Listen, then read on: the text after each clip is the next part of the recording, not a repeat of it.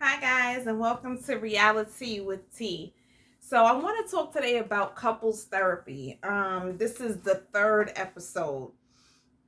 So let's get into it because I have my thoughts on Deelishis and all of these folks, okay? Either way, thank you for joining me. Please like, subscribe. At the end of the video, comment. Let me know what you think, okay? Thank you so much for watching. So this episode, let me start with Princess and Ray J. I feel like Ray J is so he's so entertaining. Like I like to watch him. He makes funny faces. He's just like his timing is just hilarious. But he is such a child. He's a big baby. And that ain't nobody but Sonia and Willie's fault because they've been catering to him and let him act like this his whole life. That's why he acts like this with all the women that he deals with. Because I'm like, there's no way. Like he's so immature. He doesn't know how to communicate. He does this whole thing where it's like whoever is like fake and on the cell phone with me is more important than what you're saying, and I wouldn't be able to deal with it. But for some reason, Princess is trying to hang on to whatever she thinks they have there.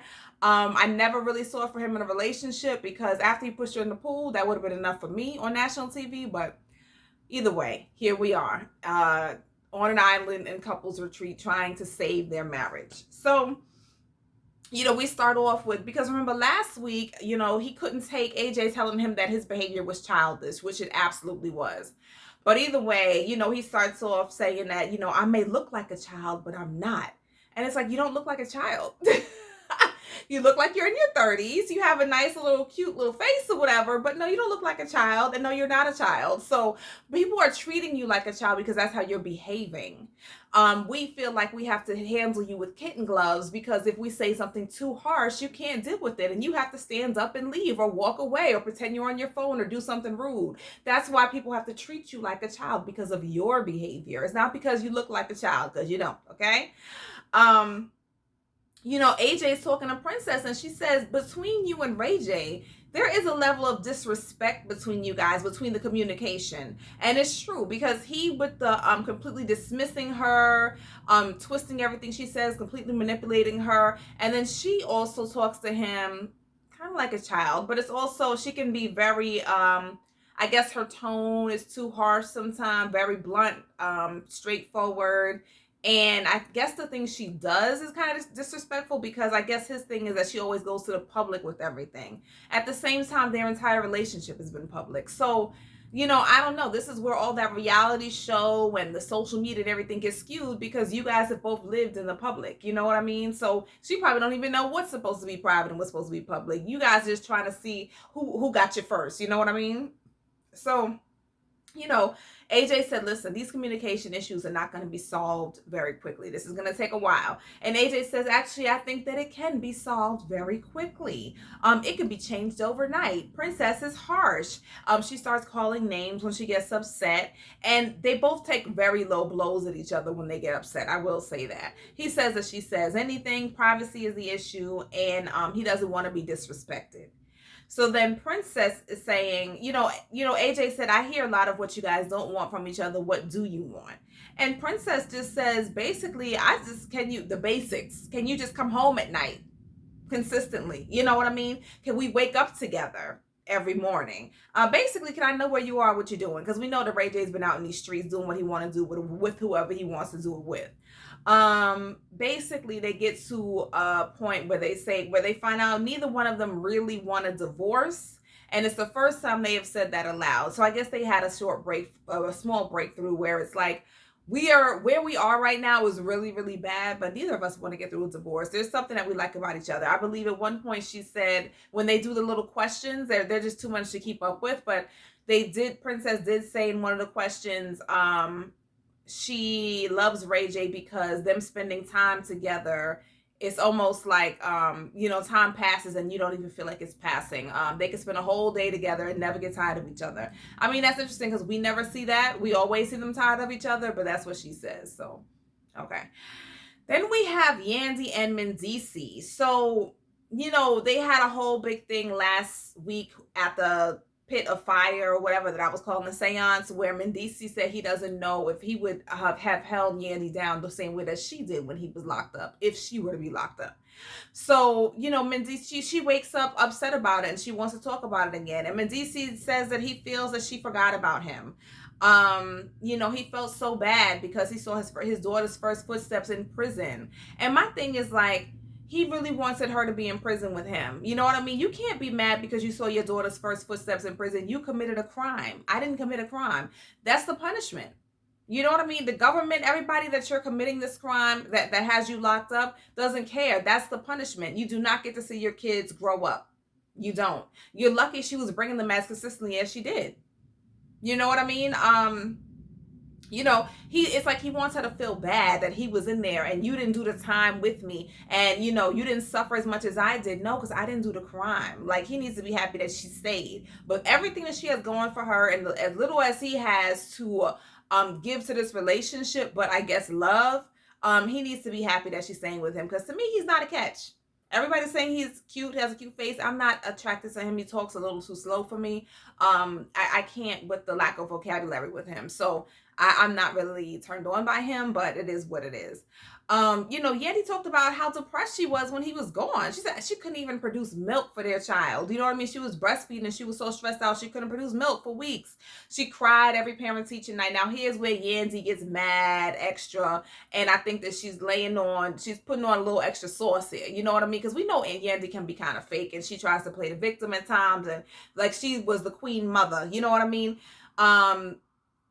Basically she cried every parent-teacher night because he wasn't there. She had to lie to the teachers and tell them that he was at work. She had to lie to the kids. First of all, the teachers and everybody are watching couples therapy just like I am. I work in the school building. We all watching Love and Hip Hop. We all knew what he was locked up. It was in the news. It was everywhere that he was locked up for. It was supposed to be 8 years. So what are you lying to them? That's a lie. Like, you weren't lying to them. Number two, every parent-teacher conference, you don't have both parents there at every single one. He could have been out of jail and he could have had to work that night. He could have not been able to make it that night. There are times when both parents can't make it to every event. You don't have to make up lies for every time somebody isn't there. They just aren't there. You know what I mean? That's why I feel like she's laying on the extra sauce, because you don't even have to go through all that. There are tons of single parents, mothers, fathers, single parents, white, black, rich, poor, single parents who have to go into a parent-teacher conference by themselves and not have to explain themselves. The teacher isn't sitting there asking you, where is such and such? They know what it is. You know what I mean? So I just feel like all that was real extra. Like, that's unnecessary. She said she had to lie to the kids and say daddy was at work. And I'm like, that's a lie too, because you're taking them to a prison and your kids are not that young that they don't know what it is. You know what I mean? Like, he had older boys that were he told them where he was going. And why are you lying? Because at this point, you need to be telling the kids what it is. Your father committed a crime. Now he's doing his time. When you do something wrong, you are punished for it. And you're more of a man for taking not being on the run or whatever and doing what you got to do. So I didn't understand that whole, I had to lie to the kids and say you were at work for 5 years. That didn't make any sense, Either way. Mendici, to me, I just feel like cry me a river, Mendici. You keep on playing the world's smallest violin.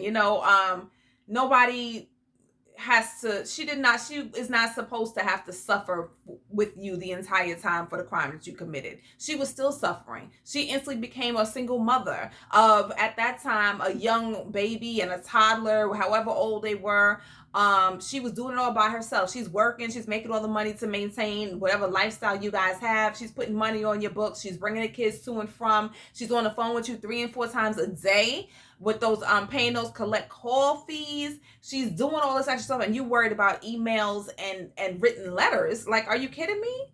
Nobody has time for that. And she's trying to keep herself happy. So yeah, she had to go out and go to the club a little bit, have a little bit of fun, go to a concert, you know what I mean? So that she don't crack and go crazy, because if her mind ain't right, the kids ain't gonna be right. So I'm done with all of his crying and I was the victim. No, you were the perpetrator. You were the found guilty, convicted of a crime. So you're not the victim. You're actually the perpetrator. Either way,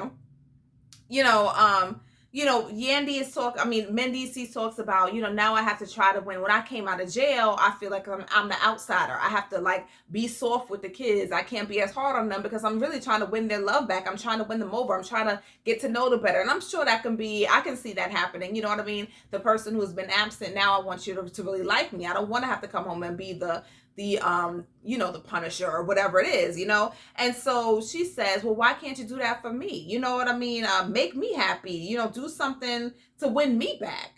And he's like, what? Now you lying, you know what I mean? And I don't know about Yancy, but either way, she's like, so he says, I have done that. She said, well, do something nice for me, cook me a dinner, whatever it is, right? And he keeps saying, you're lying. I have done that for you.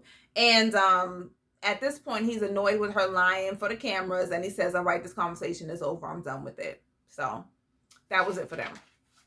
Then we have Rada and Michael Blackson, mind you. So, Rada wanted to go talk to AJ by herself, and AJ just asked her straight up, why are you in this relationship? This is not what you want, And she says, our spirits match. He brings me excitement, and I can see that because he seems like is high energy, a lot of fun to be around. The funny thing is, I didn't find him to be that funny, like in his comedy and stand-up and all that kind of stuff that he's doing.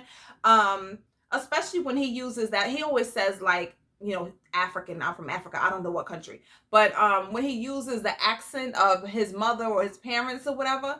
But now that he is using his like normal accent, because I guess he's from somewhere in the United States, I don't know why I find it funnier. I find it to be less that he's trying to be funny and more authentic. So I think he's hilarious now because his timing is on point, and I would be dying if I was near him, in this retreat. So either way, he is hilarious. So, she says, he brings me the excitement. He's funny, da da da da da. And she said, well, you can have all of that with him without trying to be in a committed relationship. That's what you're doing now. You're not in a committed relationship, and you guys are enjoying each other's company, which made sense. I'm like, oh yeah, because it isn't a committed relationship. And so, AJ says basically that you are afraid that you will, if you take care of yourself, which is to say, this is too much for me, I need to be in a monogamous relationship with you, that you will lose him. So you're sacrificing what you need in order to keep him around. And that's true. And so she says, you need to figure out what you want, and then you need to tell him exactly what you want. So now let me backtrack. There was a time when the guys talked, and they had, Mendici says, oh yeah, I flew in this therapist from such and such so that the guys could talk, because the women have AJ and we have this guy. I hate on the reality shows when they act like the cast member has a friend who did this, and Mendici didn't fly in anybody. The producers set this stuff up. This is part of the storyline. They paid this guy to come in and do this whole guy talk thing. Like, don't act like Mendici's randomly knows this male therapist or male life coach who he's gonna fly into Atlanta on a day's notice because the guys need to have a 20-minute talk. Like, just stop it. You know what I mean? Either way, during that talk, and I'll get to the talk, but during that talk, they basically, at the end, he told the guys to create a date for the women where is recreating their first date. So now back to Michael and Rada. So they go on the date, and Michael says about her, he says that, she is the best woman that he has ever been with. He says she is sweet, caring, and loving. She makes him want to be a better man, right? And so, she tells him what she wants. She's like, we need to, slow down. I want a relationship with you and not all the side chicks. And, he says it's a toast to no side B's tonight. Meaning that, like, I'm not agreeing to this. We ain't going to have any tonight, and they're not having any tonight just because there's none on the island. It's just them. So, her issue, and she says, is that you let these girls that we deal with disrespect me publicly on social media, and that is because one of the rules, or one she thought she had, was that he would have a different chick every time. But if he likes somebody, keeps them around, it's the same girl, she starts to catch feelings for him, and then she gets on social media and starts disrespecting Rada, and he allows that to happen. And that shouldn't be, but this is all a very messy situation that crosses all boundaries and rules. So whatever we're thinking shouldn't be is gonna be, you know what I mean? So, Mike tells her, or did he tell us, that he needs the side chicks in order to make him appreciate her, which is ridiculous. If you really appreciated me, you wouldn't need other women outside of our relationship to validate how much you are into me. This is all very manipulative. In his mind, this makes some kind of sense, but to me, she should be offended by that.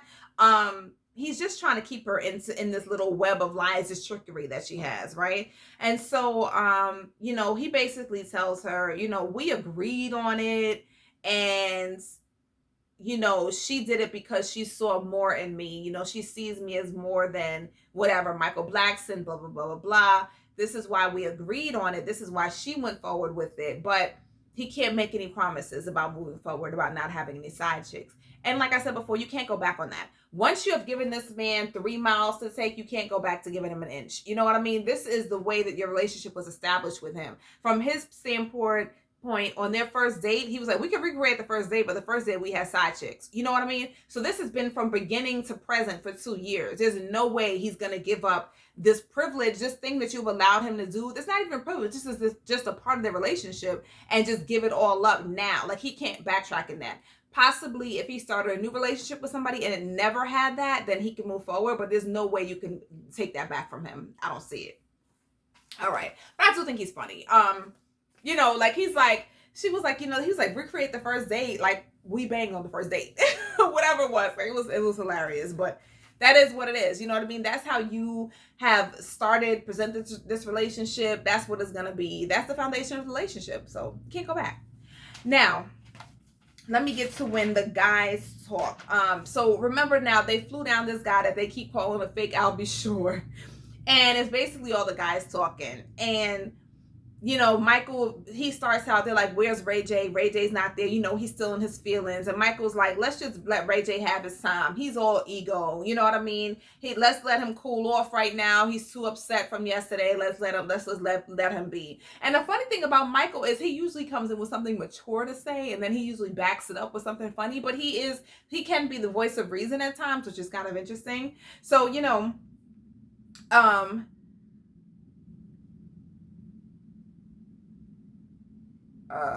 sorry, I can't even read what I wrote here. Yeah, so the guy is named Dr. K, and Mendices tried to introduce him, and I say tried because he doesn't know how to really communicate well. Raymond Santana talks about Deelishis, and his issue with Deelishis is that she gets loud and boisterous, and he doesn't know how to bring it down. Without disrespecting her, but still being the man in the relationship, because she can be a lot to handle. And she wants him to stand up and take charge and be the man in the relationship. And, the guy tells him he needs to model calmness for her and kind of train her type of a thing, which I'm like, okay, I don't know about that wording, but whatever. To me, he didn't bring much to the conversation or to the guys anyway. And so, Michael talks about how when he was younger, he has 7 siblings, or he is one of 7, and his mother left his father. And basically what happens in Africa, now he's not saying but a country, but Africa happens is that a lot of mothers, they can leave the fathers and change the kids' last names, and basically the father will never know how to find them, can't look them up, and he never saw his father again. So that in itself, so basically he says he never saw love, doesn't know how to love, he's never been faithful, he doesn't even know what that looks like. So while he is a comedian, and we know comedians often laugh at their pain, and they find a lot of humor in the pain that they've been through in their childhood. I mean, all of the best comedians, Richard Pryor, all of them, they had really tumultuous childhoods, and they're able to create this persona where they are overly happy and boisterous, and they're able to make comedy out of it and be great at it. But this all sounds like we only have a little piece of whatever Michael has been through. He sounds like he has been through a lot. And for him to have never been faithful,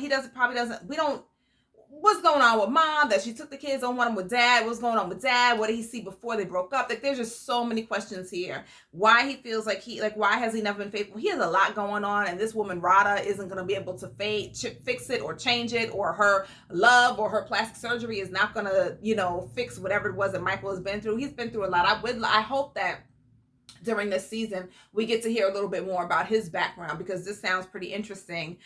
Because I want to know, what is his foundation? What are his thoughts on love? There are plenty of people that have come from single parent households who are still in healthy relationships. You know what I mean? So this sounds like this is a deeper hole that we haven't been privy to yet. So I'm interested to find out what's going on with him. Then the girls talk, and they're with AJ, right? And so Deelishis.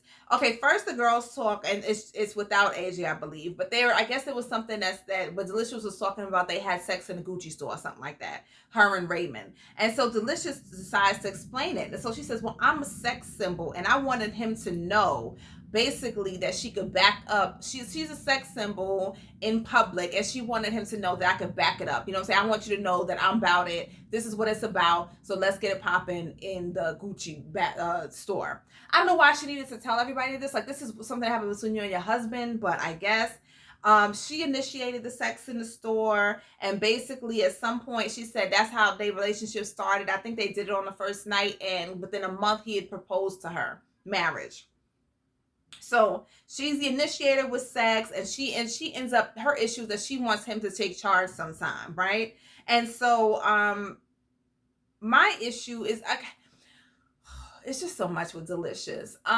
Number one, she doesn't look like Deelishis. Number two, I felt like when she was on Flavor of Love, we liked her because she was so much more down to earth than the other girls. She had substance, she had talent, she had something else. It seems like all that has been wiped away because social media has completely swiped all that from her. I'm seeing a lack of personality, a lack of substance from her. The fact that she's saying, the way that she proudly taunts, I'm a sex symbol, and I wanted to show my future husband what I like, that I can back it up, you know, like what I'm about type of thing. That's kind of concerning, because you should see yourself as more than just a sex symbol. That shouldn't be how you are describing yourself. You're also a mother of girls, whatever it is. You know what I'm saying? Like, you have a lot going on, and you had talent at one point, you know? Like, you're a woman. Like, you shouldn't, I'm a sex symbol. That threw me off. So then remember, her and Raymond and Deelishis have recreated their first date. And basically, she discloses to him, I guess they took a trip to Cancun early in the relationship, and she said that basically, I wasn't in love with you in Cancun. You were in love with me, but I was in love with the D. And she lets it be known. This whole time, Deelishis is positioning herself as the horny one, the one who wants to have sex all the time, and basically that's all she's about. To me, she's giving me fake. She's giving me gold digger. She's giving me, and he's giving me that, you know, I know he was in prison, you know, 20 years ago for a while, whatever it was, but he still seems like, just physically, he's not a Hollywood guy. You know what I mean? He seems like a normal guy. He's now, because of the movie, been kind of thrown into some Hollywood circles, maybe a couple, not even the circles, probably a couple Hollywood events. Bumped into her, however it was. I guess he's living in Atlanta, or they're in Houston or Arizona now, but whatever it was, wherever they bumped into each other, it's like, ooh, Deelishis. You got a whole lot of banging body. You got the hair, you got the face, you got the this, the that. And he was completely infatuated. Somebody like this wants me, and she's initiating, and she's coming after me. You know, this is not a regular chick off the street. And he was infatuated. So a month later, he is giving her a ring. You know what I mean? Like, she wants me. He's completely done, you know, and she keeps jumping on a D. You know what I mean? So, I think that that's what it is. And then now that he's in it, I kind of feel like he sees that she's lacking substance. And I think that he just needs a normal, round-the-way girl that is going to be with him and settle down with him and call it a night. You know what I mean? So basically, they're at a date, and it's supposed to be romantic. And he's trying to sit down and be romantic with her and kind of like, you know, reconnect with her, be intimate, get deep. And, you know, she says, you know, somebody asked somebody, what do you like to do? I think he said, what would you like to do? And she says, I want to tap, and everything is about sex, and I'm ready to get to the room and get to the D. And then she answers her phone, and she's not present. And he's looking at her like, you answering the phone right now in the middle of this intimate date? You know what I mean? And you're on camera. And then, you know, she talks about a table dance or something, and And, basically he's trying to be romantic. He's saying he loves her, and she's basically giving off that she's bored. And he's not really, she doesn't seem like she's into him. She doesn't seem to be intimate with him. She just keeps saying she wants the D, she wants the D. Basically, we find out when they went to the room, they called the kids, and he fell asleep, even though she was putting on all this lingerie, she was doing all this. For some reason, I think they're alluding to next week, that maybe he has some kind of issue. He's not, maybe his sex drive is low. Basically, he's not giving it to her. He's holding hostage for some reason. And I honestly think it's because she's too much. I think that he wants more than that. She's just trying to, bang me, bang me, bang me. And he's kind of like, this is a marriage. Like, I wanted a wife. So this is his fault. But I also feel like he's kind of naive in the game. You know what I mean? Like, he's not a Hollywood guy. So it's like, he wanted somebody he thought he was going to wife, or maybe he was just so infatuated and she was pushing for the ring and the marriage, and it happened really quickly during the pandemic. I think it was like after 5 or 6 months of them knowing each other, because she also saw a paycheck, because, she was with Flav, and then an NBA guy, and then this guy and this guy, and she's hopping around. He got a nice little paycheck. He just had the movie and the whole thing. So she saw dollar signs, and he was just infatuated with all the booty and the Hollywood, and she wanted him. And now it's like, okay, wait, this isn't really a wife. All she keeps talking about is the D and this and that. But it's like, you need to calm down. Like, you also are on TV. I think her daughter must be in her late teens or like early 20s or something by now. At least the one she had when she married Flav. Calm down. Like, it is so unbecoming. I'm just so turned off by her. Like, and I can see why he might be turned off by her. You know what I mean? Because you're not even trying to be intimate with me on a date. I'm trying to get closer to you, and you up there acting bored, answering your phone to talk about you want the D. And she honestly might be cheating on him. I don't know. That's what she gives to me. Either way, let's see. And the funny thing about it was, Mike, when the guy, this is jumping back to the guys talk, when the guy, Dr. K, was talking to them, Mike Blackson was like, I don't know why I have to listen to the fake ass Albie Shore dude, fake ass El DeBarge dude. He was like, they've all had side B's. It's just that I keep mine around. And it's like, yeah, that's true. You all have, right? Then you have Kurt and Rashida. They didn't really give me too much. Basically, I think she says, describe, there was the time with the questions, describe when you knew that I was in love with you. And he says, he doesn't even answer correctly. He says the opposite thing. It wasn't like when he knew he loved her. And that's not what she asked. And Kurt gets on my damn nerves, because he gives me that stupid face vibe where it's like, why are you always looking at me, giving me that face? You know what you did wrong. You know you ain't nothing. You don't had a baby on me. He's like 8 years older than her. I think he got her straight out of high school. He was like, 8 to 10 years older. He married her. Basically, their relationship is all business, and that's what it is. They're supposed to be rekindling this flame, but you never really see a chemistry with them. You just see them making money. And she is the money maker because she's the star. She's the person that can sell the clothes that, and then he opens the shops. He does the business part, but she's the person selling and promoting the clothes. At one point, she was the rapper. He was always managing her. You know what I mean? Like, she is his cash cow at the moment. So I don't really think that they're really into each other. I think that she's into him because he is all she knows. She's 44 now, married him when she was about 18 or something like that, or 21, I believe. And then they have the 2 kids. But remember, before her, he had a few kids. He had several kids.